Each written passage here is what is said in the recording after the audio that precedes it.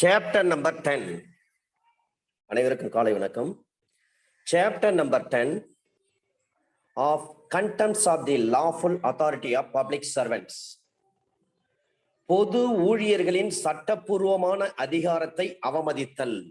Under section 172. ஒரு summon serve பண்றாங்கன்னு சொன்னால் அந்த அழைப்பானை சார்பு செய்யப்படுவதை தவிர்ப்பதற்காக யாருக்கு சம்மன் சார்பு செய்யப்படுகிறதோ அந்த நபர் தன்னைத்தானே மறைத்து கொள்ளுதல். கோர்ட்ல இருந்து ஒரு ஆபீசர் வராங்க, சம்மன் கொண்டு வர்றாங்க. யார் வீட்டுக்கு வராங்களோ, யாருக்கு கொடுக்க வருகிறார்களோ அந்த நபர் நான் வீட்டுல இல்ல, வெளியில போயிட்டேன்னு வீட்டுல உள்ளவங்க கிட்ட சொல்லுவார். அல்லது அவரே நேர்ல வருவார். இந்த பேர் உள்ளவங்களுக்கு சம்மன்களா, அவர் வெளியில போயிருக்காருங்களே, எப்போ வீடு ஒரு காலி பண்ணிட்டாருங்களே அப்படின்னு சொல்லுவாங்க. இததான் அண்டர் செக்ஷன் 172 நம்ம லாஸ்ட் கிளாஸ்ல இதை பார்த்திருக்கிறோம். அப்ப preventing service of summons or preventing publication, ஒரு அழைப்பானை சார்பு செய்யப்படுவதை தவிர்க்க தலைமறைவாதல்.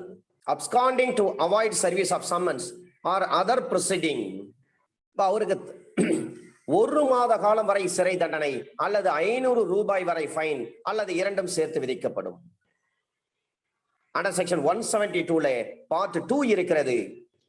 நீதிமன்றத்தில் நேரில் ஆஜராக வேண்டும் என்று சொல்லி அல்லது அவர் சார்பாக அவருடைய ரெப்ரசன்டேட்டிவ் பிரதிநிதி மூலம் முன்னிலையாகும்படி ஒரு ஆவணத்தையோ டாக்குமெண்ட், ஒரு மின்னொரு பதிவு எலக்ட்ரானிக் ரெக்கார்டு,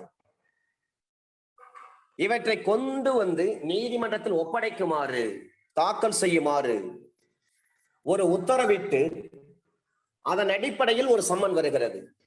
கோர்ட்டே சொல்றாங்க, உங்ககிட்ட இருக்கிற டாக்குமெண்ட் கொண்டு கோர்ட்ல ஒப்படைங்க அப்படின்னு சொல்றாங்க.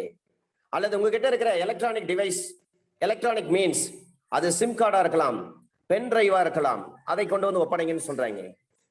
இந்த பென் டிரைவ் அதை பொறுத்தவரை நம்முடைய லார்ட்ஷிப் PN பிரகாஷ் ஐயா அவங்களும் சொல்லியிருக்காங்க, சுப்ரீம் கோர்ட்டும் சொல்லியிருக்கிறாங்க, பென் டிரைவ் என்பது ஒரு மெட்டீரியல் ஆப்ஜெக்ட் கிடையாது, ஒரு சான்று பொருள் கிடையாது.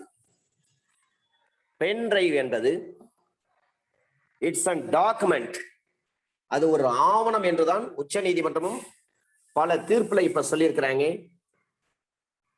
உயர் நீதிமன்றமும் சொல்லியிருக்கிறாங்க.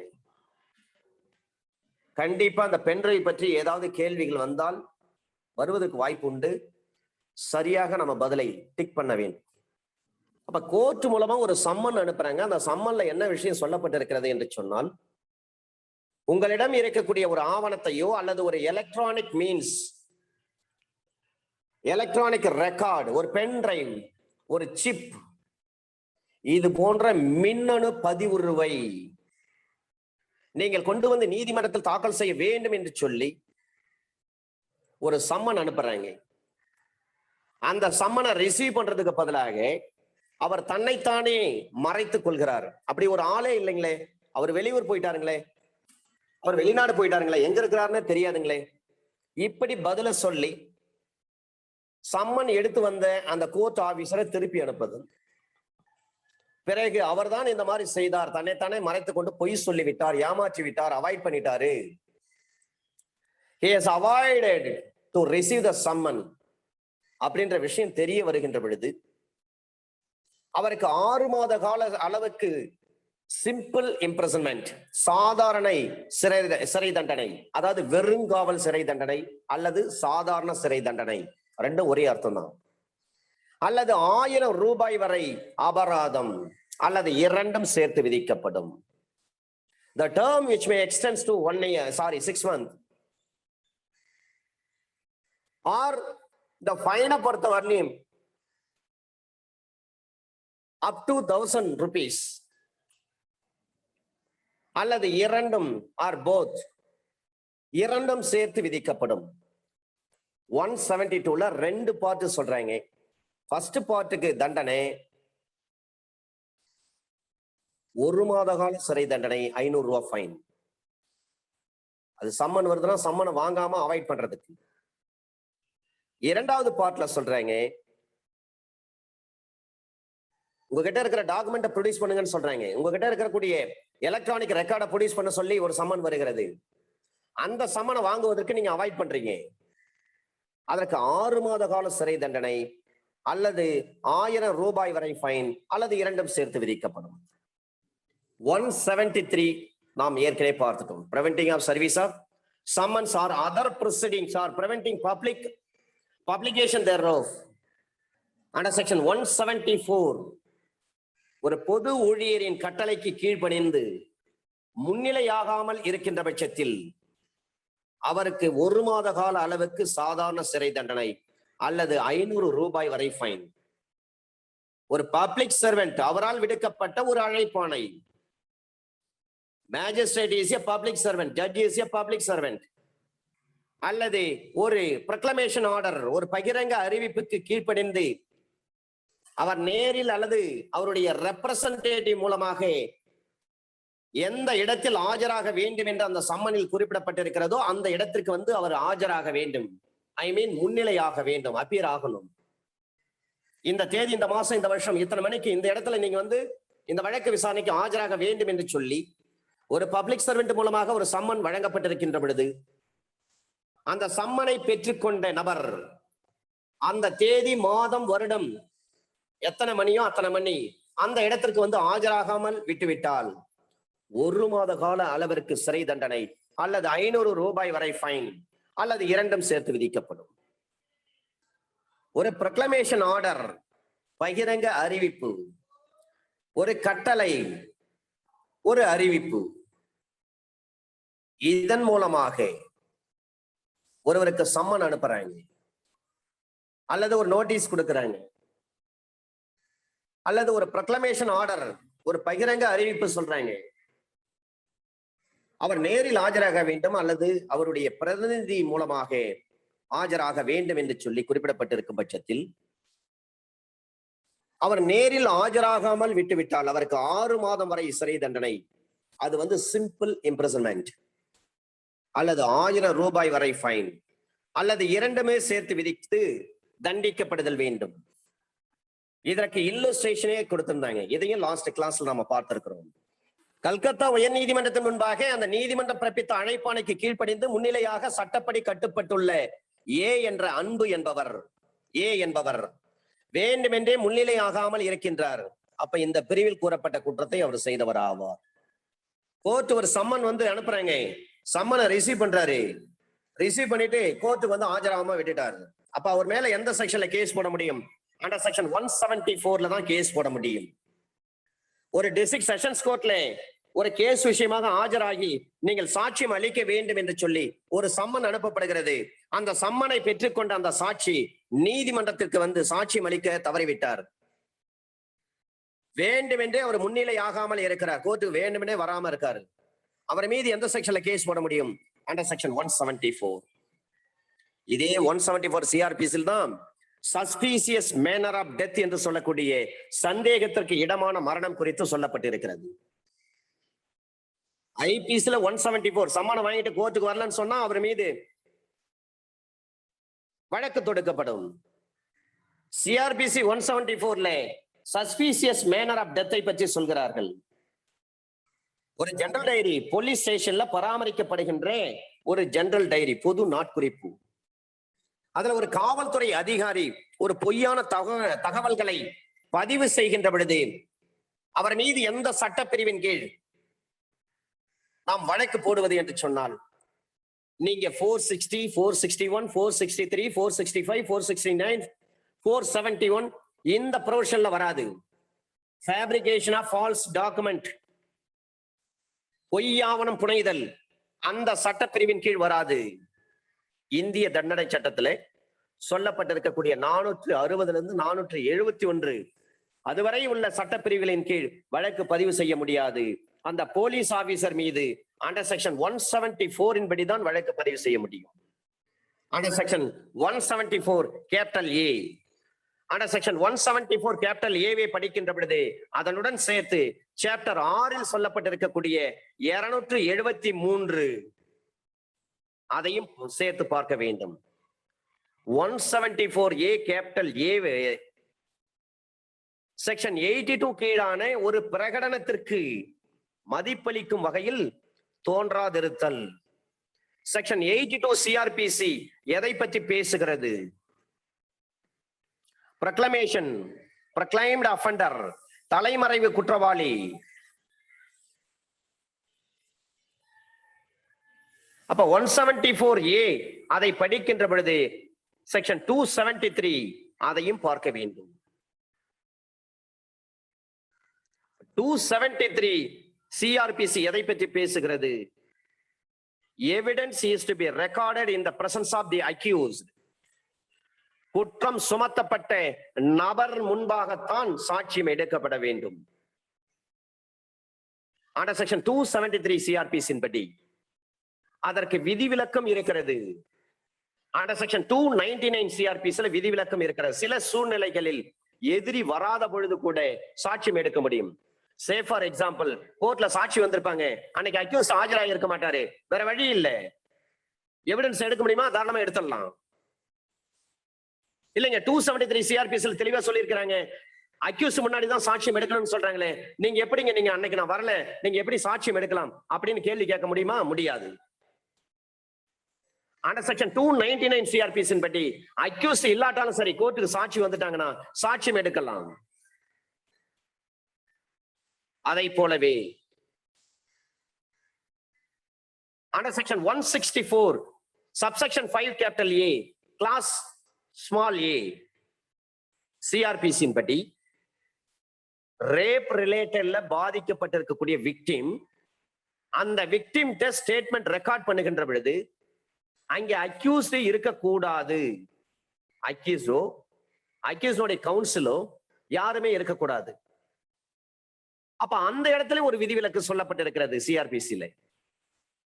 273 சிஆர்பிசில என்ன சொல்றாங்க? அக்யூஸ்ட் முன்னாடி தான் எவிடன்ஸ் எடுக்கணும். கோர்ட்ல வந்து அக்யூஸ்ட் வந்த பிறகுதான் சாட்சியை கூப்பிட்டு விசாரணை பண்ணுவாங்க. முதல் விசாரணை, குறுக்கு விசாரணை, மறு விசாரணை.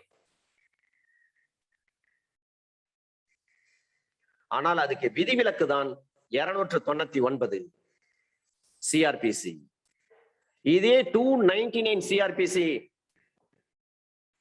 இங்க படிக்கின்ற பொழுது அக்யூஸ்ட் இல்ல, அதனால எவிடன்ஸ் எடுக்கிறீங்க. ஐபிசில 299 படிக்கின்ற பொழுது culpable homicide not amounting to murder. 299 IPC Rayavarapu Punnayya வழக்கு தான் மிக பெஸ்டான லா. அதை பிறகு நாம பார்க்கலாம். அப்ப 174 கேபிட்டல் ஏ ஐபிசியை பொறுத்தவரை ஒரு சம்மனோ, ஒரு வாரண்டோ, ஒரு ப்ரொக்ளமேஷன் ஆர்டரோ அல்லது ஒரு அட்டாச்மெண்டோ சிஆர்பிசில அண்டர் செக்ஷன் 82 இருந்து 86 வரை இருக்கக்கூடிய சட்ட பிரிவுகள். அந்த இடத்துல அக்யூஸ்ட் இல்லாவிட்டாலும் பரவாயில்லை, எல்லா ஆர்டர்களையும், எல்லா சம்மன்ஸ் எல்லாமே அவங்க ப்ரொடியூஸ் பண்ணுவாங்க, அதை எக்ஸிக்யூட் பண்ணுவாங்க.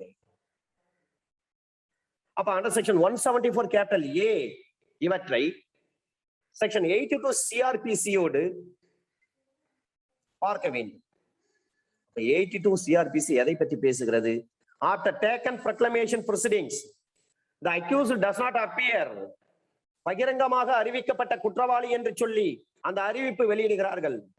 அக்யூஸ்ட் கோர்ட்டுக்கே வரலாம். அப்புறம் கோர்ட் என்ன பண்ணுவாங்க?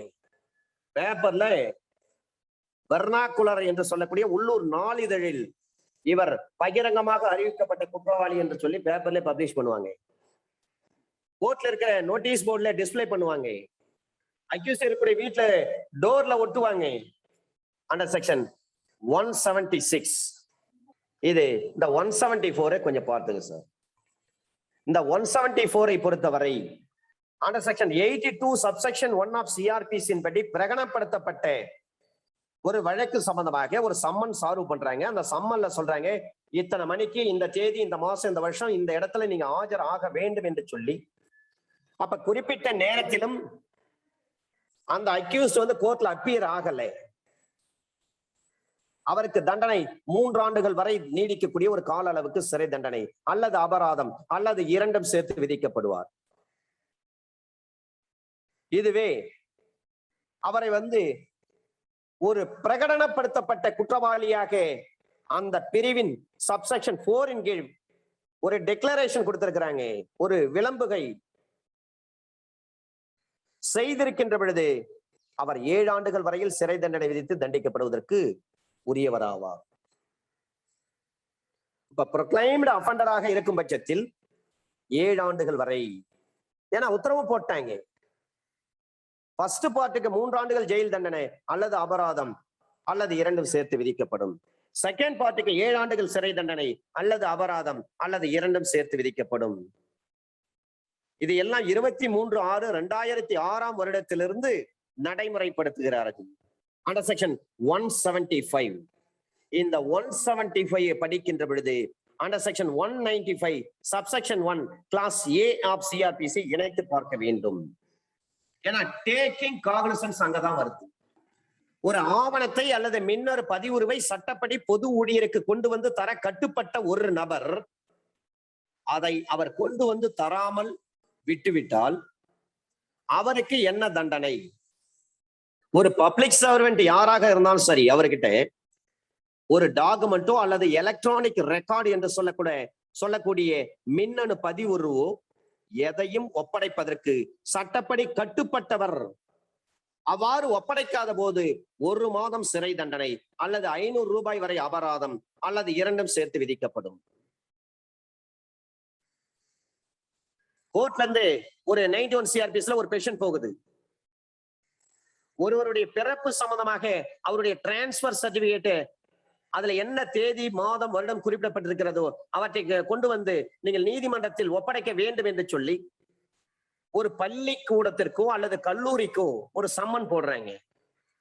91 CRPS படி கால் ஃபார் ரெக்கார்ட்ஸ், அந்த ஆவணத்தை கொண்டு வந்து நீதிமன்றத்தில் காட்டுங்க, ஒப்படைங்கன்னு சொல்றாங்க. அந்த சம்மனை ரிசீவ் பண்ண அந்த கல்லூரி நிர்வாகம், பள்ளி நிர்வாகம் அந்த சம்மனில் சொல்லப்பட்டிருக்கக்கூடிய தேதி மாதம் வருடத்தில் அந்த நேரத்தில் நீதிமன்றத்துக்கு கொண்டு வந்து அந்த ரெக்கார்டை கொண்டு வந்து காட்டாமல் விட்டுடுறாங்க. அப்ப அந்த நிர்வாகத்துக்கு என்ன தண்டனை? 1 மாதம் சாதாரண சிறை தண்டனை அல்லது 500 ரூபாய் வரை அபராதம் அல்லது இரண்டும் சேர்த்து விதிக்கப்படும். நீதிமன்றத்துக்கு அந்த ஆவணத்தை கொண்டு வந்து ஒப்படைக்க வேண்டியதாக இருக்கும் பட்சத்தில் கண்டிப்பாக அதற்கு 6 மாத கால அளவுக்கு சாதாரண தண்டனை. நார்மலா ஒரு டாக்குமெண்டோ அல்லது ஒரு எலக்ட்ரானிக் ரெக்கார்டோ அதை கொண்டு வந்து ஒப்படைங்கன்னு சொல்றாங்க, அதை ஒப்படைக்காம தவறிட்டாரு, அவருக்கு 1 மாதம் சிறை தண்டனை அல்லது அபராதம் அல்லது ஃபைன். இரண்டாவது, கோர்ட்ல இருந்து ஒரு சம்மன், கோர்ட்டு கொண்டு வந்து ஒப்படைங்க அப்படின்னு சொல்றாங்க, அதை ஒப்படைக்க தவறிட்டாரு, அவருக்கு 6 மாத கால ஜெயில் தண்டனை அல்லது 1000 ரூபாய் ஃபைன் அல்லது இரண்டும் சேர்த்து விதிக்கப்படும். இதுதான் இந்த 175 இருக்கக்கூடிய 2 பார்ட். அண்டர் செக்ஷன் 176 ஒரு பொது ஊழியருக்கு அறிவிப்பு அல்லது தகவல் தருவதற்கு சட்டப்படி கட்டுப்பட்டவர், அதை தராமல் விடுத்தல். நீங்கள் 175 படிக்கின்ற பொழுது நீங்கள் 195 சேர்த்து பார்க்க வேண்டும் என்று நான் சொல்லியிருந்தேன். அப்ப 195 CRPSல் என்ன விஷயங்கள் சொல்லப்பட்டிருக்கிறது? டேக்கிங் காக்னிசன்ஸ் பற்றி. ஒரு பொது ஊழியர்களின் சட்டப்பூர்வமான அதிகாரத்தை அவமதித்ததற்காகவும் பொது நீதிக்கு விரோதமான குற்றங்களுக்காகவும் சாட்சியத்தில் தரப்படும் ஆவணங்கள் தொடர்பான குற்றங்களுக்காகவும் வழக்கு தொடுத்தல். Prosecution for contempt of lawful authority of public servants, for offences against public justice, and for offences relating to document given in evidence. இதில் under section 195 subsection 1 clause A இதன்படிதான் டேக்கிங் காக்னிசன்ஸ் எடுக்க முடியும். அண்டர் செக்ஷன் 176 ஒரு பொது ஊழியருக்கு அறிவிப்பு அல்லது தகவல் தருவதற்கு சட்டப்படி கட்டுப்பட்டவர், அதை தராமல் விடுத்தல். ஒரு வில்லேஜ் அட்மினிஸ்ட்ரேட்டிவ் ஆபீசர் இருக்காரு, அந்த கிராமத்துல ஒரு பிரச்சனை நடக்கிறது, அது சம்பந்தமாக தாசில்தாருக்கு அவர் தான் ரிப்போர்ட் கொடுக்கணும். சட்டப்படி அந்த கடமையை செய்ய கட்டுப்பட்டவர் அந்த வில்லேஜ் அட்மினிஸ்ட்ரேட்டிவ் ஆபீசர், கிராம நிர்வாக அலுவலர். அதனால்தான் அவருக்கு தமிழக அரசு போஸ்டிங் போட்டே கொடுத்திருக்காங்க, அரசு பணியாளரா. அப்படி விஓ இருக்கிறவரு தகவலை தந்திருக்கணும், தராம விட்டுட்டார். அப்ப விஓ பேர்ல எந்த செக்ஷன்ல கேஸ் போட வேண்டியது? விஓ ஒரு சட்ட கடமையை மீறி விட்டால் எதற்கு? Inform to omission to give to to to public servant by a person legally bound to give it. Police ஸ்டேஷன்ல அவர் மீது என்ன வழக்கு பதிவு செய்வாங்க? அந்த ஊர்ல ஒரு கலவரம் நடக்குது, அந்த விஓ தான் போலீஸ் ஸ்டேஷனுக்கு தகவல் சொல்லணும், அந்த விஓ தான் தாசில்தாருக்கு தகவல் சொல்லணும். அவர் தகவல் சொல்ல தவறிவிட்டார். அப்ப அந்த விஓ மீது எந்த செக்ஷன்ல கேஸ் போட முடியும்? அண்டர் செக்ஷன் 176 ஐபிசி படி கேஸ் போட முடியும். என சட்டப்படி ஒரு தகவலை தருவதற்கு கட்டுப்பட்ட ஒரு பொது அலுவலர் தனது கடமையை செய்ய தவறிவிட்டதன் அடிப்படையில் அவர் மீது அண்டர் செக்ஷன் 176 ஐபிசி படி கேஸ் போட முடியும். இதுல 3 விஷயங்களை பிரிச்சு தனியாக சொல்லப்பட்டிருக்கிறது.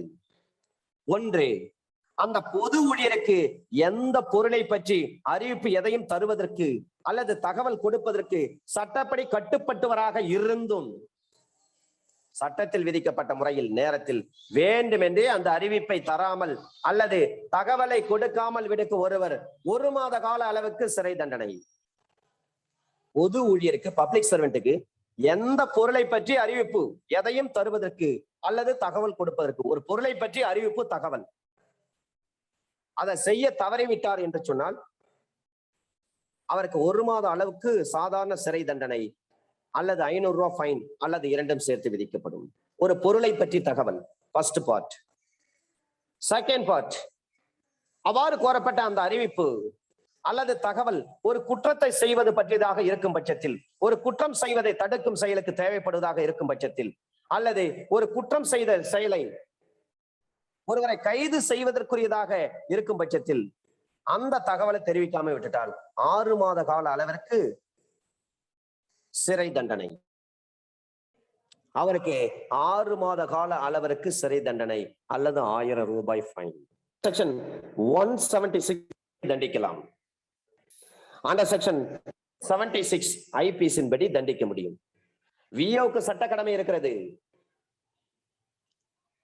அவர் ஹையர் ஆபீசர் போலீஸுக்கு தகவலை தெரிவிக்கலாம் அண்டர் செக்ஷன் 176. அதை போலவே பொதுமக்களுக்கும் சட்டப்படியான கடமை இருக்கிறது.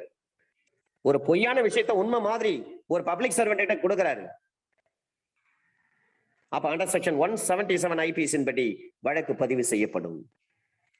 சட்டப்படி தருவதற்கு தேவைப்பட்ட தகவல் குற்றம் செய்வது பற்றியதாக இருப்பின் அல்லது ஒரு குற்றம் செய்வதை தடுக்கும் செயலுக்கு தேவைப்படுவதாக இருப்பின், அந்த குற்றம் செய்த ஒருவரை கைது செய்வதற்குரியதாக இருக்கும் பட்சத்தில் 2 ஆண்டுகள் வரை சிறை தண்டனை அல்லது அபராதம் அல்லது இரண்டுமே சேர்த்து விதிக்கப்படும்.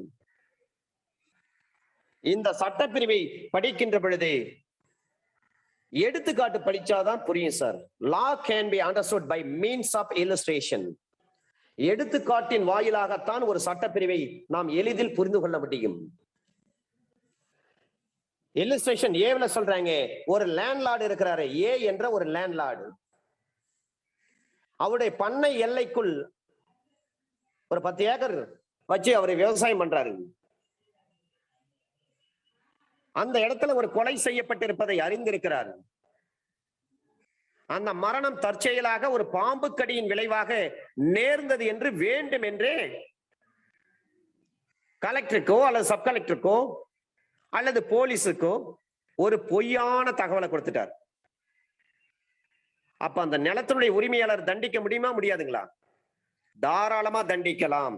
அண்டர் செக்ஷன் 177 படி அவர் நிலத்தில் நடந்தது கொலை, ஆனா அவர் அதை மறைக்கிறதுக்கு என்ன பண்ணிட்டாரு, பாம்பு கடிச்சுதான் இறந்து போயிட்டாரு அப்படின்னு சொல்லி பொய்யான தகவல் கொடுத்துட்டார் ஓனர் ஆஃப் த லேண்ட். அந்த லேண்ட்லார்டால் சொல்லப்பட்ட அந்த பொய்யான தகவல் யாருக்கு? மாவட்ட நடுவர். மாவட்ட நடுவர் டிஸ்ட்ரிக்ட் மேஜிஸ்ட்ரேட் என்று சொன்னால் டிஸ்ட்ரிக்ட் கலெக்டர் என்று அர்த்தம். நம்ம நீதிமன்றத்தில் இருக்கிற டிஸ்ட்ரிக்ட் மேஜிஸ்ட்ரேட் கிடையாது. District magistrate means the collector of district அர்த்தம். அந்த மாவட்டத்தினுடைய கலெக்டர், டிஸ்ட்ரிக்ட் கலெக்டர், அவர் தான் வருவார். இல்லஸ்ட்ரேஷன் பி, ஒரு கிராம காவலாளர் இருக்காரு, விஓ அசிஸ்டன்ட் வச்சுங்க. அருகிலுள்ள ஒரு இடத்தில் வசிக்கும் ஒரு பணக்கார வணிகர் பி என்பவரது வீட்டில் கூட்டு கொள்ளை அடிப்பதற்காக தனது கிராமத்தின் வழியாக வெளியூரை சேர்ந்தவர்கள் கூட்டம் சென்றிருப்பதை அறிந்திருந்தும் 1821 ஆண்டு வங்காள சட்டத்தின் ஒழுங்குமுறை 3 மற்றும் 7 ஆகியவற்றின் பிரிவு 5 படி மிக்க அண்மையில் உள்ள காவல் நிலையத்தில் அலுவலருக்கு அவர் இந்த தகவலை தெரிவிக்க கட்டுப்பட்டவர். அப்ப முன்கூட்டியே தெரிவித்திருக்க வேண்டும். எந்த சட்டத்தின்படி அருகாமையில் இருக்கக்கூடிய காவல் நிலையத்திற்கு முன்கூட்டியே சரியான நேரத்தில், இதுல 3 பாயிண்ட் சொல்றேங்க. ஒன்று, அருகாமையில் நியரஸ்ட் போலீஸ் ஸ்டேஷன். இன்னொன்று, முன்கூட்டியே, முன்னாடியே சொல்லிடணும். மூன்றாவது, சரியான நேரத்தில் சொல்லணும். இது 1821ஆம் ஆண்டு வங்காள சட்டத்தின் ரெகுலேஷன் 3 and 7 சொல்லப்பட்டிருக்கக்கூடிய செக்ஷன். இதுல ஒரு எக்ஸ்பிளனேஷன் சொல்றாங்க.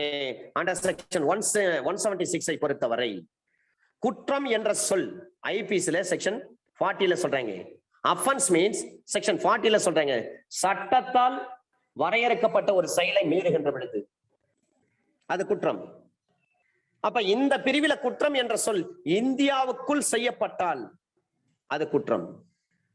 இந்தியாவுக்கு வெளியே எந்த இடத்திலும் செய்யப்பட்ட செய்கை எதையும் உள்ளடக்குமானா உள்ளடக்கும். இந்தியாவுக்குள் செய்யப்பட்ட இதே குற்றங்கள், இதே விஷயங்களை இந்தியாவுக்கு வெளியில நீங்க செய்தாலும் அதுவும் குற்றம்தான். அப்ப குற்றவாளி என்ற சொல் அத்தகைய செய்கை எதையும் செய்ததாக குற்றம் சாட்டப்படுகிற எவரையும் உள்ளடக்கும். அஃபென்ஸ்னா ஒரு 302, 304, 382, 393, 394, 395, 396, 397, 399, 98, 99, 402, 403, 436, 449, 450, 457, 458, 459, 460. இதன்படி இந்தியாவிற்குள் செய்யப்பட்ட குற்றத்தை இந்தியாவுக்கு வெளியில நீங்க செய்தீர்கள் என்று சொன்னால் அதுவும் குற்றம்தான். இந்தியாவுக்கு வெளியே எந்த இடத்தில் செய்யப்பட்ட செய்கை எதையும் உள்ளடக்கும் குற்றம் என்ற சொல்லிற்குள். இந்தியாவுல ஒரு மர்டர் பண்றீங்க, இந்தியா விட்டுட்டு நீங்க நேபாளத்துல போயிட்டு ஒரு மர்டர் பண்றீங்க, இந்தியாவுக்கு வெளியே நீங்க நேபாளத்தில் நீங்கள் ஒரு மர்டர் பண்ணாலும் அதுவும் குற்றம் தான். இப்ப அண்டர் செக்ஷன் 177 நீங்க மறக்க கூடாது சார். ஒரு விஏவுக்கும் பொருந்தும், ஒரு நிலத்தினுடைய உரிமையாளருக்கும் ஒரு கட்டிடத்தினுடைய உரிமையாளருக்கும் இது பொருந்தும். அப்ப இதன்படிதான் அண்டர் செக்ஷன் 177 ஐபிசின் படி அவர்கள் மீது வழக்கு தொடக்கப்படும். ஒரு ஊர்ல எந்த கலவரம் நடக்கும்போது, பிரச்சனை நடக்கும்போது விஏவுக்கு தகவல் வந்த உடனே அருகாமையில் இருக்கக்கூடிய போலீஸ் ஆபீசருக்கு தெரிவிச்சிடணும். அந்த கலவரம் பிரச்சனை நடப்பதற்கு முன்பாக முன்கூட்டியே சரியான நேரத்தில் அந்த விஏவை தெரிவிக்க வேண்டும். இதுதான் வங்காள சட்டத்தினுடைய ஒழுங்குமுறை விதி 3, 4 இவற்றில் அண்டர் செக்ஷன் 5 படி அந்த விஏவுக்கு உள்ள கடமையை பற்றி சொல்கிறது. அதை போல ஒரு நிலத்தில் ஒரு பிரச்சனை ஏற்படுது, ஒரு அன்லாஃபுல் அசம்பிளி அங்கே அசம்பிள் ஆயிருக்காங்க, சட்டவிரோதமான கூட்டம் அங்கே கூடி இருக்கிறாங்க, இதை பற்றிய தகவல் உடனே சொல்லணும் அந்த நிலத்தினுடைய உரிமையாளர் போலீஸ் ஸ்டேஷனுக்கு. அப்ப போலீஸ் ஆபீசர் அதன் மீது நடவடிக்கை எடுப்பார்கள். இந்த தகவலை தர மறுக்கிறாருன்னு சொன்னா அவர் மீது கண்டிப்பாக நடவடிக்கை உண்டு. அப்ப இதுக்கு எடுத்துக்காட்டு தான் இந்த மர்டர் கேஸ். அவர் நிலத்துல கொலை நடந்திருக்கு, ஆனால் போலீஸுக்கு என்ன சொல்றாரு, தப்பான ஒரு செய்தியை சொல்றாரு, பாம்பு கடிச்சு இறந்துட்டாங்க அப்படின்னு பொய் சொல்றாரு. அப்ப உண்மைக்கு புறம்பான ஒரு செய்தியை சொல்லுகின்ற பொழுது அந்த நிலத்தினுடைய உரிமையாளர் மீது அண்டர் செக்ஷன் 177 படி தண்டிக்க முடியும். ஒரு கலவரம் நடக்குது, அந்த தகவலை சொல்லல, அப்ப அந்த நிலத்தினுடைய உரிமையாளர் மீது 176 படி கேஸ் போடுவாங்க. ஒரு சம்பவம் நடந்திருக்கிறது, நடந்த சம்பவத்தை மாற்றி சொல்றார் நிலத்தினுடைய உரிமையாளர், அவர் மீது 177 ஐபிசின் படி வழக்கு பதிவு செய்யப்படும். இந்த 2 செக்ஷனுக்குள்ள வித்தியாசம் இதுதான். 176க்கும் 177க்கும் என்ன வித்தியாசம்னா, 176 என்பது சட்டப்படி அந்த தகவலை சொல்ல கடமைப்பட்ட அந்த நபர் அந்த தகவலை சொல்லாம விட்டுட்டாரு. என்னுடைய நிலத்துல ஒரு அன்லாஃபுல் அசம்பிள் ஆயிருக்காங்க, ஏதோ பிரச்சனை வர மாதிரி தெரியுதுங்க அப்படின்ற விஷயத்த போலீஸுக்கு சொல்லியிருக்கணும். பெரிய கலவரம் நடந்து முடிஞ்ச பிறகு போலீஸ் விசாரிக்கிறாங்க, அந்த நிலத்தினுடைய உரிமையாளர் ஏன் போலீஸ் ஆகிய எங்களுக்கு தகவல் சொல்லவில்லை, எனவே நிலத்தினுடைய உரிமையாளரை நாங்க அக்யூஸ்டா சேர்க்க போறோம், அவர் மீது கேஸ் போட போறோம் அண்டர் செக்ஷன் 176 ஐபிசின் படி அப்படின்னு போலீஸ் ஆபீசர் நடவடிக்கை எடுக்க முடியும் அந்த நிலத்தினுடைய உரிமையாளர் மீது. அதே 177 ஃபர்னிஷிங் ஃபால்ஸ் இன்ஃபர்மேஷன் என்று சொல்கிறார்கள், பொய் தகவல் கொடுத்தல். அந்த நிலத்துல ஒரு மர்டர் நடந்திருக்கு, அந்த நிலத்தினுடைய உரிமையாளர் இல்ல இது மர்டர் கிடையாது, இது பாம்பு கடிச்சுதான் இறந்துட்டாங்க அப்படின்னு பொய்யான தகவல் சொல்றாருன்னா அந்த நிலத்தினுடைய உரிமையாளர் மீது அண்டர் செக்ஷன் 177 IPC படி வழக்கு தொடுக்கப்படும். இந்த 2 சட்டத்துக்குள்ள ஒரு சின்ன வேறுபாடு தான் அது. தகவல் சொல்ல கட்டுப்பட்டவர் தகவல் சொல்லணும், சொல்லாம விட்டுட்டாருன்னா 176. அப்படி தகவல் சொல்றாரு, பொய்யான தகவல் சொல்லிட்டாரு, அப்ப 177 IPC. பார்ட் 1க்கு 6 மாதம் சிறை தண்டனை, 1000 ரூபாய் ஃபைன் அல்லது 2 சேர்த்து விதிக்கப்படும். இதே பார்ட் 2 அந்த VAவுக்கு செய்ய கடமைப்பட்டவர் அவர் சொல்ல தவறிட்டாரு, அவருக்கு 2 ஆண்டுகள் வரை சிறை தண்டனை அல்லது அபராதம் அல்லது 2 சேர்த்து விதிக்கப்படும். ஒரு கிராமத்துல ஏதேனும் பெரிய பிரச்சனை நடக்குது, ஒரு திருட்டு நடக்கிறது, ஒரு கொள்ளை நடக்கிறது, இது சம்பந்தமாக கேஸ் போடுவாங்க. என் வீட்டுல பீரோ உடைச்சு திருண்டு போயிட்டாங்க, கொள்ளை அடிச்சுட்டாங்க அப்படின்னு சொல்லி போலீஸ் ஸ்டேஷன்ல நம்ம ரிப்போர்ட் கொடுக்கின்ற பொழுது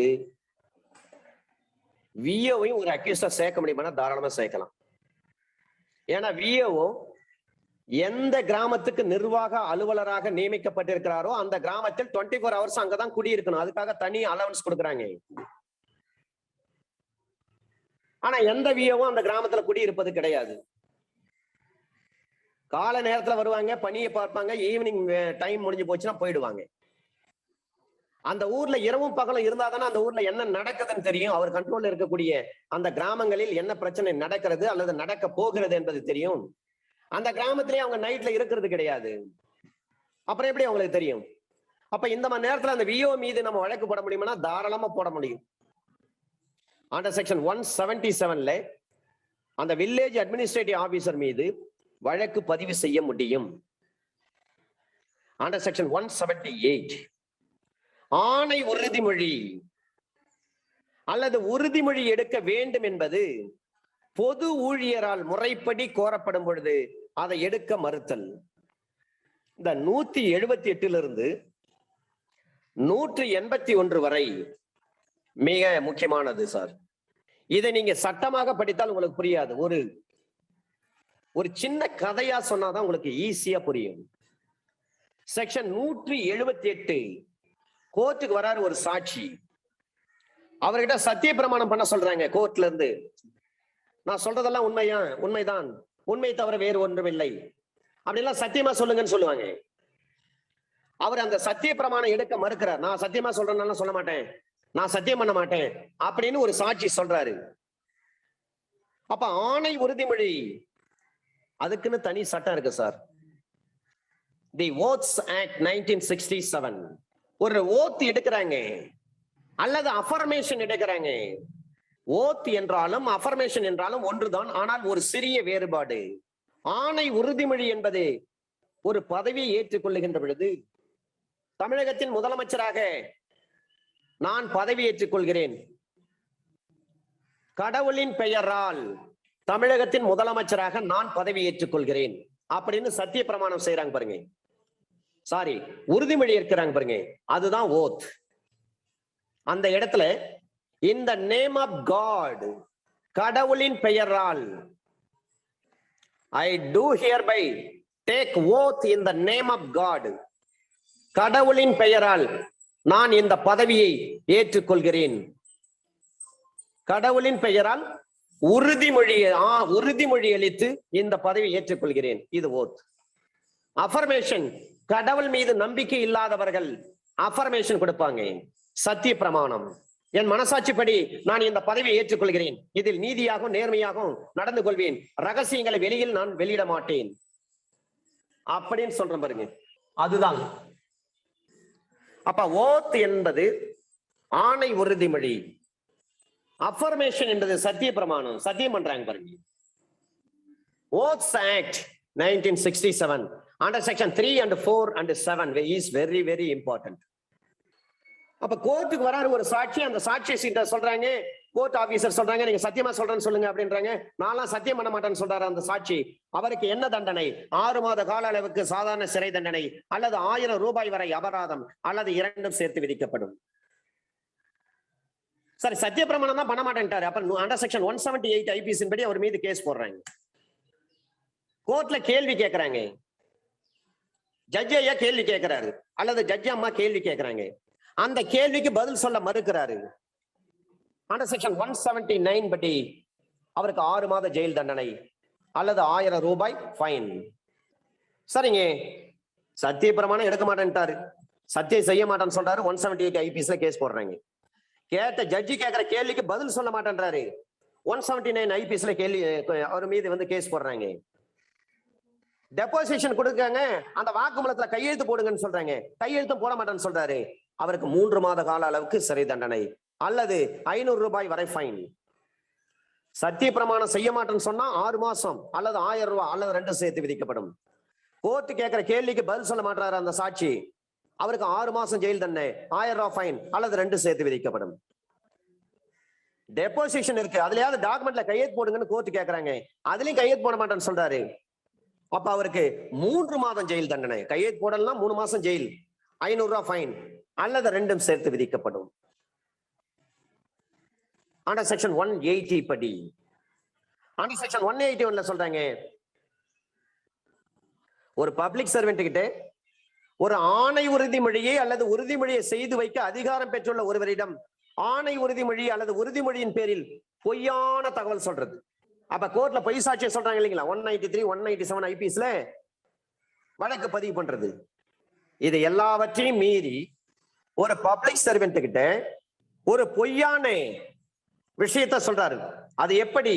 உறுதிமொழியின் பேரில் பொய்யுரைத்தல், false statement on oath or affirmation to public servant or person authorized to administer an oath or affirmation.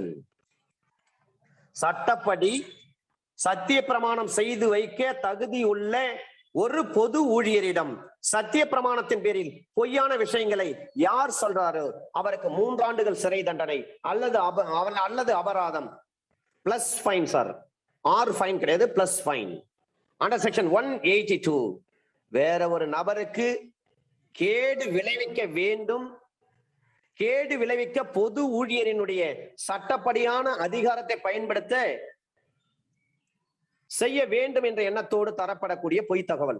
சுருக்கமா சொல்ல வேண்டும் என்று சொன்னால், அந்த கிராமத்துல படித்த இளைஞர் இருப்பார் அல்லது ஒரு வழக்கறிஞர் இருப்பார். அந்த ஊர்ல இருக்கக்கூடிய அரசியல்வாதியோ அல்லது பெரிய மனிதர்களோ,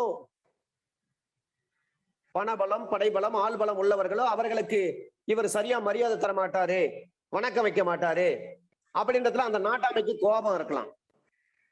இந்த மாதிரி நேரத்துல அந்த ஊர்ல ஏதாவது ஒரு பிரச்சனை நடக்கின்ற பொழுது அந்த ஊர் முக்கியஸ்தர் என்ன பண்ணுவாரு, இவன் நம்மளை மதிக்க மாட்டான், இதான் சந்தர்ப்பம், இவன் பேர் இந்த சண்டை கேஸ்ல போலீஸ் கிட்ட சொல்லி விட்டுடலாம், போலீஸ் கிட்ட எந்த ஆள் தான் சண்டை போட்டான்னு சொல்லி ஒரு பொய்யான தகவல் கொடுத்துடலாம் அப்படின்னு அந்த ஊர் நாட்டாம நினைக்கின்ற பொழுது அதை அப்படியே செய்யறாரு. போலீஸ் வந்து அவர் சொன்ன ஸ்டேட்மெண்ட்டை நம்பி அந்த படித்த இளைஞரையோ அல்லது வழக்கறிஞர் மீதோ வழக்கு போடுறாங்கன்னு வச்சுங்க. வக்கீல் வேண்டாம், அவ்வளவு சீக்கிரம் வக்கீல் பேர்ல கேஸ் போட மாட்டாங்க, பிரச்சனைகள்லாம் வரும்னு தெரியும். ஆனா உண்மையான சம்பவமாக இருக்கும் பட்சத்தில் வேற வழி கிடையாது, போலீஸ் ஆபீசர் கேஸ் போட்டுத்தான் செய்வாங்க. அப்ப மற்றவருக்கு கேடு விளைவிக்க ஒரு பொது ஊழியரின் சட்டப்படியான அதிகாரத்தை பயன்படுத்த செய்யும் எண்ணத்தோடு தரப்படக்கூடிய பொய் தகவல். அப்ப போலீஸ் கிட்ட நம்ம பொய் சொல்லி இவன் தான் அந்த தப்பு பண்ணா, இவன் தான் அந்த திருநா, இவன் தான் அந்த குற்றத்தை செய்தாருங்க அப்படின்னு பொய்யான தகவல் சொன்ன பிறகு பொது ஊழியருக்கு சட்டப்படி செய்ய வேண்டிய கடமை இருக்கிறது. அந்த கடமையை இவர் சொன்ன பொய்யான ஸ்டேட்மெண்ட் அடிப்படையில் போலீஸ் வந்து அவர் அரெஸ்ட் பண்றான்னு வச்சுங்க. அரெஸ்ட் பண்ணி ஜெயில போடுறாங்க. அதன் பிறகுதான் தெரியுது அந்த ஆள் அந்த கிரைம்ல இன்வால்வ் ஆகல, அவர் அந்த குற்றத்தில் ஈடுபடவில்லை அப்படின்னு தெரிகின்ற பொழுது யார் பொய் தகவலை கொடுத்தாரோ, போலீஸ வந்து ஒரு இன்னோசென்ட்டை கைது செய்ய வைத்தாரோ, போலீஸ் என்பவர் பப்ளிக் சர்வெண்ட், போலீஸ அரெஸ்ட் பண்ணலாம், அவர் சட்டப்படி கைது செய்ய அதிகாரம் உள்ள நபர். அந்த பொது ஊழியரினுடைய சட்டப்படியான அதிகாரத்தை தவறா பயன்படுத்த வச்சுட்டார். அப்ப அந்த நபருக்கு எவ்வளவு சிறை தண்டனை கொடுக்க முடியும்? 6 மாத கால சிறை தண்டனை அல்லது 1000 ரூபாய் ஃபைன் அல்லது 2ம் சேர்த்து விதிக்கப்படும். இதை இப்படியும் சொல்லலாம், ஒரு கோர்ட்ல பொய் சாட்சியம் அளிப்பதற்கு, ஒரு இன்னோசென்ட்டுக்கு தண்டனை வாங்கி கொடுப்பதற்கு, வேறு ஒரு நபருக்கு கேடு விளைவிப்பதற்கு இன்னோசென்ட்டுக்கு தண்டனை வாங்கி கொடுக்கிறாருன்னா என்ன அர்த்தம்? அந்த வேறு ஒரு நபருக்கு கேடு விளைவிக்கிறார்னு அர்த்தம். பொய்யான தகவல் கொடுக்குறாங்க இல்லைங்களா, பொது ஊழியராகிய ஜட்ஜியை நம்ப வச்சு தண்டனை கொடுத்துட்டாங்க. அதன் பிறகுதான் தெரிய வருது அவர் இன்னோசன்ட்னு. அப்ப இந்த சாட்சி யார் கொடுத்தாரோ அவர் மீது நடவடிக்கை எடுக்க முடியுங்களா, முடியாதுங்களா? முடியும். அண்டர் செக்ஷன் 182ல சொல்றாங்க, false information with the intent to cause public servant to use his lawful power to the injury of another person. பொது ஊழியருக்கு பொய்யென தாம் அறிந்த, பொய்யென தெரிஞ்ச அல்லது நம்புகிற ஒரு தகவல் எதையும் கொடுத்து கிளாஸ் ஏ படி செய்யக்கூடாததை செய்யும்படி செய்தல். சட்டப்படி அரெஸ்ட் பண்ணக்கூடாது, இருந்தாலும் அரெஸ்ட் பண்ண வைக்கிறது. கிளாஸ் பி, பொது ஊழியர் ஒருவருடைய சட்டப்படியான அதிகாரத்தை ஒருவருக்கு கேடு அல்லது தொந்தரவு தர பயன்படுத்தும்படி செய்யும் எண்ணம் கொண்டு தெரிந்தே பொய் தகவல் கொடுக்கின்ற ஒருவர் 6 மாத கால அளவுக்கு சிறை தண்டனையோ அல்லது 1000 ரூபாய் வரை அபராதமோ அல்லது இரண்டும் சேர்த்து விதிக்கப்படும். இதற்கு 3 எடுத்துக்காட்டுகள் இருக்கிறது அண்டர் செக்ஷன் 182 பொறுத்தவரை. கிளாஸ் ஏ முதல் எடுத்துக்காட்டுல சொல்றாங்க, ஒரு நடுவருக்கு கீழுள்ள ஒரு காவல் அலுவலரான ஆவ் என்பவர் ஒரு ஜட்ஜி கீழே இருக்கிறாரு. பி என்ற போலீஸ் ஆபீசர், அவர் தன்னுடைய கடமையின் கவனயின்மை நெக்லிஜென்ட் அல்லது தவறான நடத்தை மிஸ்காண்டக்ட், ஒரு கவனயின்மையோ தவறான நடத்தை என்னும் குற்றம் செய்திருக்கிறார் என்று அத்தகவல் பொய்யானது என்று தெரிந்தும் அந்த தகவல் அந்த நடுவர் அந்த பி என்ற போலீஸ் ஆபீசரை வேலையிலிருந்து தள்ளிவிட காரணமாக இருக்கக்கூடிய இந்த பொய்யான விஷயத்தை சொன்னா கண்டிப்பா அவர் வேலையை விட்டு நீக்கிடுவாங்கன்னு தெரியும். தெரிஞ்சே ஏ என்ற அந்த நடுவருக்கு தகவல் தருகிறார். இந்த பிரிவின்படி அவர் தண்டிக்கக்கூடியவர். சுருக்கமா சொன்னார், ஒரு போலீஸ் ஆபீசர் பொய்ன்னு தெரிஞ்ச ஒருத்தர் மீது ஒரு தகவலை ஒரு கோர்ட்டார் கிட்ட சொல்றார், ஜட்ஜி கிட்ட சொல்றார். ஜட்ஜி ஐயா என்ன பண்ணுவாங்க, அப்ப அந்த ஸ்டேட்மெண்ட்டை வச்சு ஒரு வேலை செய்யற ஒரு ஆளை என்ன பண்ணலாம், நீக்கலாம். அப்போ ஒரு ஜட்ஜிக்கு கீழே இருக்கக்கூடிய ஒரு போலீஸ் ஆபீசர் அவருடைய கவனயின்மை காரணமாக அல்லது தவறான நடத்தை என்னும் குற்றம் செய்திருக்கிறார் என்று அந்த தகவல் பொய்யானது என்று தெரிந்திருந்தும் அந்த தகவல் அந்த நடுவர் ஏவை, ஏ என்று சொன்னால் இங்க போலீஸ் ஆபீசர் பிஐ வேலையிலிருந்து தள்ளிவிட காரணமா இருக்கக்கூடியது என்று தெரிந்தும் ஏ என்ற ஒரு நபர் அந்த ஜட்ஜ் ஐயாவுக்கு ஒரு தகவலை கொடுக்கிறார். ஏ வந்து ஒரு ஏ என்ற அன்பு ஒரு மேஜிஸ்ட்ரேட் கிட்ட ஒரு பொய்யான விஷயத்த சொல்றாரு. இவர் நெக்லிஜென்டா இருந்தார் இந்த போலீஸ் ஆபீசர், பி என்ற போலீஸ் ஆபீசர், இவர் மிஸ்காண்டக்டா இருந்தாரு பணியில அப்படின்னு சொல்றாரு. அதன் அடிப்படையில அந்த ஜட்ஜி அந்த பி என்ற போலீஸ் ஆபீசரை ஒரு சஸ்பெண்ட் பண்றதுக்கு ஒரு உத்தரவு போட்டார். அப்ப ஏ கொடுத்த தகவல் பொய்யானது, ஏவுக்கு தெரியும் இது பொய்யான தகவல் தான். இத ஜட்ஜிட்ட சொன்னா அந்த போலீஸை வந்து பணியில இருந்து தற்காலிகமா நீக்கிடுவாங்க அப்படின்னு தெரிஞ்ச பொய்யான தகவலை ஏ என்ற அன்பு ஒரு மேஜிஸ்ட்ரேட் கிட்ட சொல்றாரு. அதன் அடிப்படையில் மேஜிஸ்ட்ரேட் பி என்ற அந்த போலீஸ் ஆபீசரை சஸ்பெண்ட் பண்றாரு. அப்ப மற்றவருக்கு கேடு விளைவிக்க பொது ஊழியரின் சட்டப்படியான அதிகாரத்தை பயன்படுத்தி செய்யும் எண்ணத்துடன் தரப்படும் பொய் தகவல். பொது ஊழியர் யார் இங்க? மேஜிஸ்ட்ரேட், அந்த ஜட்ஜி தான் பொது ஊழியர். அவருக்கு என்ன இருக்கிறது? சட்டப்படியான கடமை அதிகாரத்தை செலுத்தக்கூடிய பவர் இருக்கு அவருக்கு. அவருடைய பவரை இவர் எப்படி பயன்படுத்த பாருங்க. அந்த போலீஸ் மீது நெக்லிஜென்டா இருந்தாரு அல்லது மிஸ்காண்டக்டா நடந்துக்கினாரு அப்படின்னு சொல்லி மேஜிஸ்ட்ரேட் கிட்ட சொல்லி அந்த போலீஸ் ஆபீசரை சஸ்பெண்ட் பண்ண வைக்கிறாரு. யார் சொல்லி சஸ்பெண்ட் பண்ண வைக்கிறாரோ அவருக்கு தெரியும் அவர் சொல்றது பொய் தான், ஜட்ஜி ஐயா கிட்ட சொல்ல போறது பொய் தான், அந்த பொய்யினால அந்த போலீஸை வந்து சஸ்பெண்ட் பண்ண போறேன்னு தெரிஞ்சே சொல்றாரு. அப்ப அவருக்கு தண்டனை அண்டர் செக்ஷன் 182 படி அவரை தண்டிக்க முடியும். இரண்டாவது எடுத்துக்காட்டு, ஒரு பொது ஊழியருக்கு பப்ளிக் சர்வெண்ட்டுக்கு பி என்ற ஒரு நபர் ரகசியமான இடத்தில் கடத்தல் உப்பு வைத்திருக்கிறார் என்று அந்த தகவல் பொய்யானது என்று தெரிந்தே அந்த தகவலின் விளைவாக பிக்கு அநேகமாக தொல்லை விளைவதோடு பியினுடைய இடத்தை சோதனை செய்யப்படுவதற்கு அமையும் என்று தெரிந்திருந்து ஏ என்ற நபர் ஒரு பொய்யான தகவலை கொடுக்கிறார்.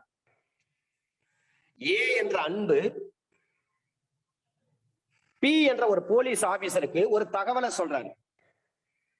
இந்த இடத்துல வந்து லைசன்ஸ் இல்லாத சட்டத்துக்கு புறம்பாக உப்பு வச்சிருக்காங்க, உப்பை வந்து ஸ்டோர் பண்ணி வச்சிருக்காங்க, மிளகாய ஸ்டோர் பண்ணி வச்சிருக்காங்க, தக்காளியை ஸ்டோர் பண்ணி வச்சிருக்காங்க, பதுக்கி வச்சிருக்கிறாங்க அப்படின்ட்டு ஒரு ஃபுட் சேஃப்டி ஆபீசருக்கு ஏ என்ற அன்பு ஒரு பொய்யான தகவலை சொல்றாரு.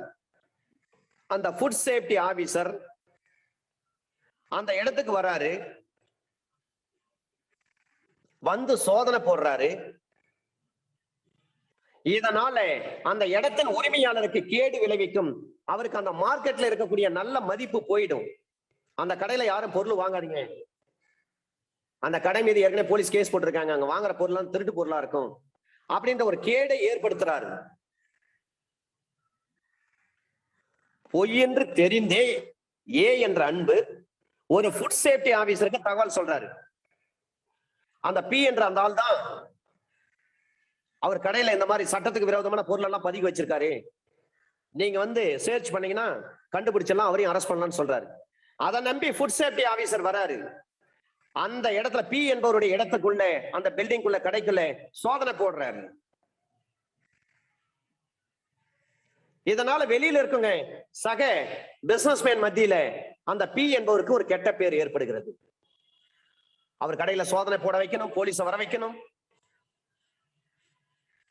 இதனால் அந்த பி என்பவருக்கு அந்த மார்க்கெட்டில் இருக்கக்கூடிய நற்பெயருக்கு களங்கம் உண்டாக்குறார், கேடு உண்டாக்குறார்.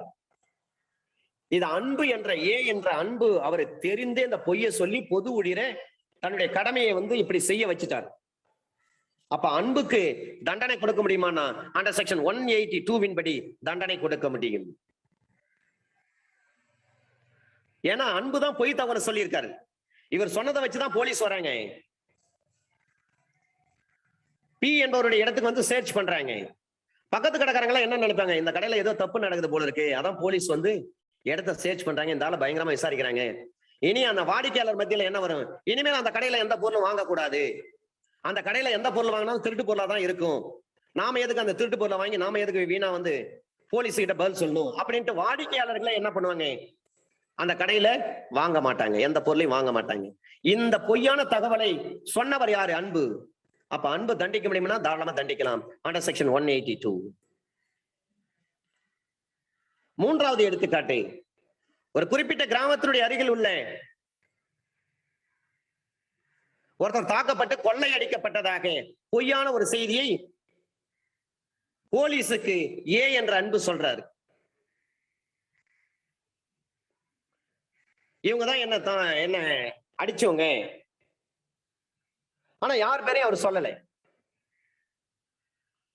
இந்த தகவலின் விளைவாக அந்த கிராமத்துல அந்த போலீஸ் ஆபீசர்ஸ் என்ன பண்றாங்கன்னா, அந்த கிராமத்தாருக்கு அல்லது அவர்களில் சிலருக்கு தொல்லை தரும் வகையில் அநேகமாக விசாரணை நடத்தவும் சோதனை ஏற்படுத்தவும்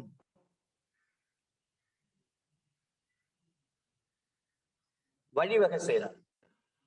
இந்த ஊர்ல நான் வந்துட்டு இருந்தேன், என்னை வழிமறிச்சு என்னை அடிச்சு என்கிட்ட இருந்த பணத்தையும் என்கிட்ட இருந்த செயினையும் கொள்ளை அடிச்சுட்டாங்க அப்படின்னு சொல்லி ஏ என்ற அன்பு போலீஸுக்கு தகவல் சொல்றாரு. அதன் அடிப்படையில் போலீஸ் ஆபீசர் அந்த கிராமத்துக்கு வராங்க. யாருங்க கொள்ளை அடிச்சாங்க, பேர் சொல்லுங்க, அடையாளம் சொல்லுங்கன்னா எதுவுமே சொல்ல மாட்டாரு. அப்ப போலீஸ் என்ன பண்ணுவாங்க, போலீஸ் ஆபீசர் சந்தேகமான முறையில அந்த கிராமத்துல இருக்கிற எல்லாரையும் விசாரிப்பாங்க அல்லது ஒரு குறிப்பிட்ட நபர்களை விசாரிப்பாங்க.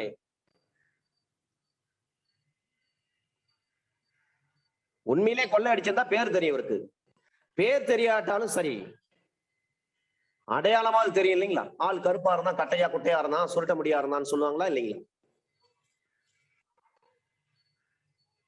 அதையும் சொல்ல மறுக்கிறாரு. அப்ப அந்த ஊர்ல இருக்கிற எல்லாரையும் போலீஸ் விசாரிக்கணும், அதனால் அந்த ஊரில் உள்ளவர்களுக்கு கேடு விளைவும் கேடு ஏற்படுவதற்கு வாய்ப்பு உண்டு அப்படின்னு நினைச்சு மற்றவர்களுக்கு கேடை ஏற்படுத்துறார் ஏ என்ற அன்பு. இந்த மூன்று விஷயங்களை பாருங்க. இந்த மூன்று விஷயங்கள் அடிப்படையில் அண்டர் செக்ஷன் 182 ஐபிசி படி கேஸ் போட முடியும். நாம ஒரு பொய் சொல்லி மற்றவங்களுக்கு ஒரு பிரச்சனை உண்டாகுது, ஒரு கேடு ஏற்படுது, அப்ப பப்ளிக் சர்வெண்ட்டை நம்ம தவறா பயன்படுத்துறோம். இப்போ 182 ஐபிஎஸ்ல கேஸ் போடுவாங்க. அண்டர் செக்ஷன் 183 பொது ஊழியரின் சட்டப்பூர்வமான அதிகாரத்தின்படி சொத்தை எடுப்பதை தடைப்படுத்துதல். Resistance to the taking of property by the lawful authority of a public servant. பொது ஊழியர் சட்டப்படியான அதிகாரத்தின் பேரில் ஒரு சொத்து எடுப்பதை தடை செய்யும் ஒருவர் 6 மாத கால அளவுக்கு சிறை தண்டனையோ அல்லது 1000 ரூபாய் வரை அபராதமோ அல்லது 2மே சேர்த்து விதிக்கப்படும். 4 வழிச்சாலை அதை விடுங்க. கோர்ட்ல இருந்து ஒரு ஆர்டர் வருது, ஒரு ஆக்சிடென்ட் பண்ணிட்டாரு, ஒரு பிரைவேட் பஸ்ன்னு வச்சுங்க அல்லது கவர்மெண்ட் பஸ், பாதிக்கப்பட்ட நபருக்கு வந்து நஷ்டஈடு கொடுங்கன்னு சொல்லி தீர்ப்பாயம், மோட்டார் வாகன விபத்துகள் தீர்ப்பாயம் ஒரு அவார்டு கொடுத்துட்டாங்க, 5 லட்சம் ரூபாய் பணம் கொடுங்க அப்படின்னு சொல்லி. தமிழ்நாடு அரசு போக்குவரத்து கழகம் அந்த பணத்தை கட்டல. உடனே கோர்ட்ல இருந்து என்ன பண்ணுவாங்க, அட்டாச்மெண்ட் ஆர்டர் வரும். கோர்ட் ஆபீசர்ஸ் போயிட்டு தமிழக அரசுக்கு சொந்தமான அந்த பஸ்ஸை வந்து அட்டாச் பண்றாங்க. அப்ப யாராவது கோர்ட் ஆபீசருக்கு நீங்க எல்லாம் அட்டாச் பண்ணக்கூடாதுன்னு தடுத்தால் அவர்கள் மீது அண்டர் செக்ஷன் 183 ஐபிஎஸ் படி நடவடிக்கை எடுக்க முடியும். ஒரு நிலம் இருக்கு, அது அரசுக்கு சொந்தமான நிலம். அந்த ஆக்கிரமிப்பாளர்கள் ஆக்குப்பெயர்ஸ் வந்து அந்த இடத்தை விட்டு வெளியேற சொல்லி அந்த இடத்தை வந்து அரசு கையகப்படுத்துறாங்க. அந்த நேரத்துல யாராவது தடுத்தால், தடை செய்தால் அவர்கள் மீது அண்டர் செக்ஷன் 183 ஐபிஎஸ் படி வழக்கு பதிவு செய்யப்படும். இப்ப இதுவரை பார்த்த சட்டப்பிரிவு பாருங்க. செக்ஷன் 178 சத்தியப்பிரமாணம் செய்யுங்கன்னு சொல்றாங்க கோர்ட்ல, சத்தியம் செய்ய மாட்டேன்னு சொல்றாரு. அண்டர் செக்ஷன் 178 படி 6 மாத ஜெயில் தண்டனை அல்லது 500 ரூபாய் ஃபைன். செக்ஷன் 179 கோர்ட் கேள்வி கேட்கறாங்க, அந்த சாட்சி பதில் சொல்ல மறுத்துட்டாரு, அதெல்லாம் பதிலாம் சொல்ல முடியாது, உடனே சாட்சிக்கு 6 மாதம் ஜெயில் தண்டனை அல்லது 1000 ரூபாய் ஃபைன் அல்லது 2 சேர்த்து விதிக்கப்படும். Under section 179. சரிங்க, இந்த டாக்குமெண்ட்ல கையெழுத்து போடுங்கன்னு சொல்றாங்க, கையெழுத்தெல்லாம் போட மாட்டேன்னு சொல்றாரு, உடனே அவருக்கு 3 மாதம் சிறை தண்டனை அல்லது 500 ரூபாய் ஃபைன் அல்லது 2 சேர்த்து விதிக்கப்படும். Under section 180. சரிங்க, நீங்க சத்தியப்பிரமாணம் செய்யுன்னு சொல்றீங்க, சத்தியப்பிரமாணம் செய்கின்ற அந்த பொது ஊழியர்கிட்ட என்ன பண்றாரு, பொய்யான விஷயத்த சொல்றாரு. அப்ப அவருக்கு 3 ஆண்டுகள் வரை சிறை தண்டனை அல்லது அபராதம் அல்லது 2 சேர்த்து விதிக்கப்படும். அல்லது அபராதம் கிடையாது, பிளஸ் ஃபைன். அண்டர் செக்ஷன் 182 ஒருத்தருக்கு வேறு ஒரு மற்றொருவருக்கு கேடு விளைவிக்க பொது ஊழியரின் சட்டப்படியான கடமையை, அதிகாரத்தை பயன்படுத்த செய்யும் எண்ணத்தோடு தரப்படும் பொய் தகவல். போலீஸ் வேற யாராவது விசாரிக்க வந்திருப்பாங்க. அப்ப இவர் என்ன சொல்லுவார், அந்த கிராமத்துல இருந்துட்டு போலீஸ் கிட்ட, சார் அது ஒருக்காம் பாருங்க, அந்த இளைஞர் தாங்க திருடிட்டான், நீங்க அவனை கூட்டு போய் விசாரிச்சீங்கன்னா உண்மை தெரியும் சொல்லுவான். அவனுக்கு அதுக்கு சம்பந்தம் இருந்திருக்காது. அப்ப பப்ளிக் சர்வெண்ட் பொது ஊழியருக்கு சட்டப்படியான அதிகாரத்தை இவர் பயன்படுத்த வேண்டும், அதனால் மற்றொருவருக்கு கேடு ஏற்படும் என்று தெரிந்தே இந்த மாதிரி விஷயத்தை பொய் தகவலை சொல்றது. 182. சாட்சி சத்தியப்பிரமாணம் செய்ய சொல்றாங்க, சத்தியப்பிரமாணம் பண்ண மாட்டேன்றாருன்னா 178.